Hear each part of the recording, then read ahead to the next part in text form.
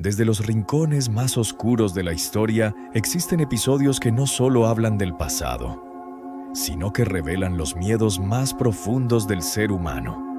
Historias donde la razón se quiebra, donde la fe se transforma en arma y donde el terror no proviene de monstruos invisibles, sino de las propias personas. Una de esas historias ocurrió en un pequeño pueblo llamado Salem, un lugar donde el silencio escondía secretos y donde una palabra bastaba para condenar a muerte.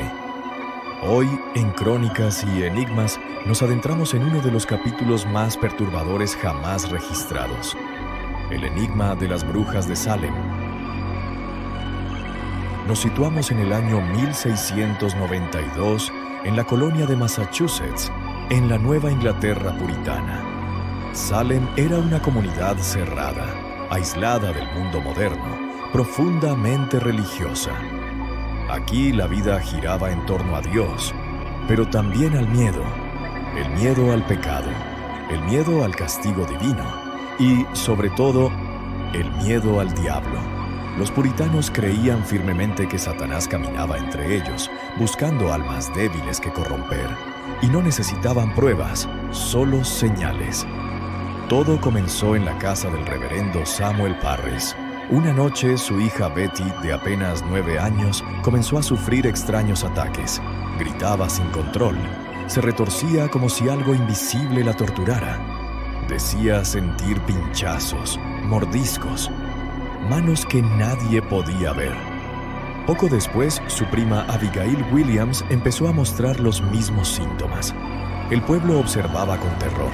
Los médicos, incapaces de encontrar una explicación, emitieron un diagnóstico que heló la sangre de Salem: brujería. En una sociedad donde el diablo era real, esta palabra tenía un solo significado. Alguien había hecho un pacto con fuerzas oscuras y alguien debía pagar.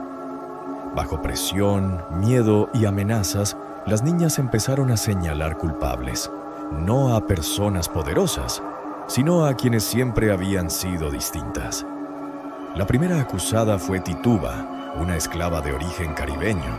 Se decía que contaba historias extrañas, que conocía rituales antiguos, que no encajaba. Luego señalaron a Sarah Good, una mendiga, pobre, marginada y despreciada, y a Sarah Osborne, una mujer que había desafiado las normas morales de la comunidad.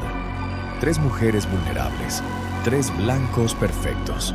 Y así, la cacería comenzó. Salem se transformó rápidamente en un pueblo dominado por la paranoia. Vecinos acusaban a vecinos. Familias se traicionaban entre sí. Viejas disputas salían a la superficie, disfrazadas de denuncias espirituales.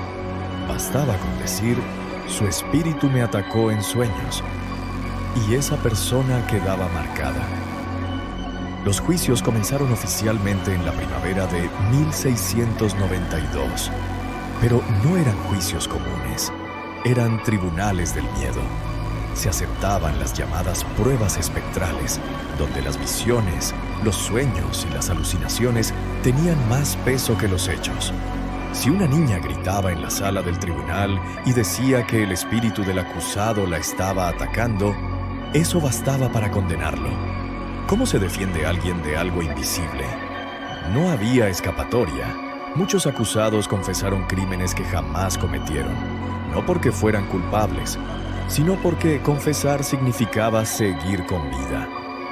Paradójicamente, quienes se declaraban inocentes solían ser ejecutados. La lógica había desaparecido. Salem ya no buscaba la verdad, buscaba culpables. Entre las víctimas se encontraba Giles Corey, un anciano granjero de más de 80 años. Fue acusado de brujería, pero se negó a declararse culpable o inocente. La ley permitía entonces un castigo brutal: ser aplastado lentamente con piedras hasta hablar. Durante días, colocaron rocas cada vez más pesadas sobre su pecho.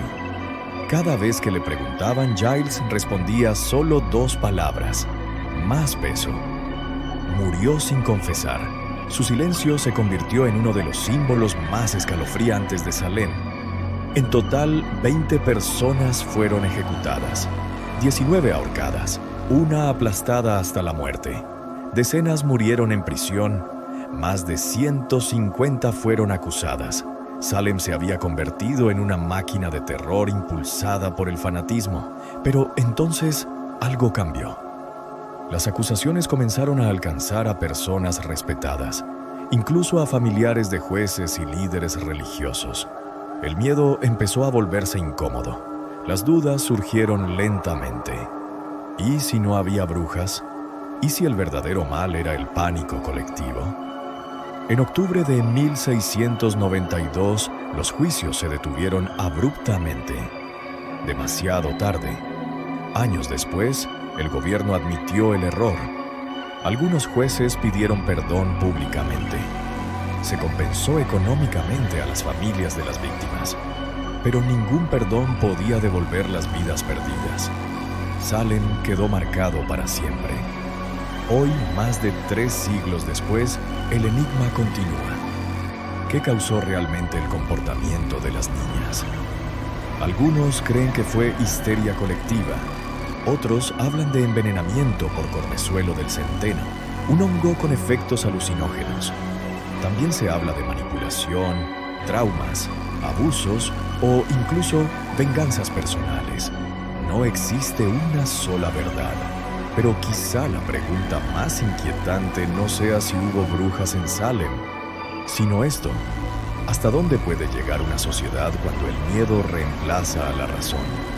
Porque Salem no fue solo un error del pasado, fue una advertencia que aún resuena en la oscuridad de la historia. ¿Y tú? ¿Crees que Salem fue un caso de brujería real? ¿O el reflejo más oscuro de la mente humana? Esto fue Crónicas y Enigmas, donde la historia susurra y el misterio nunca duerme.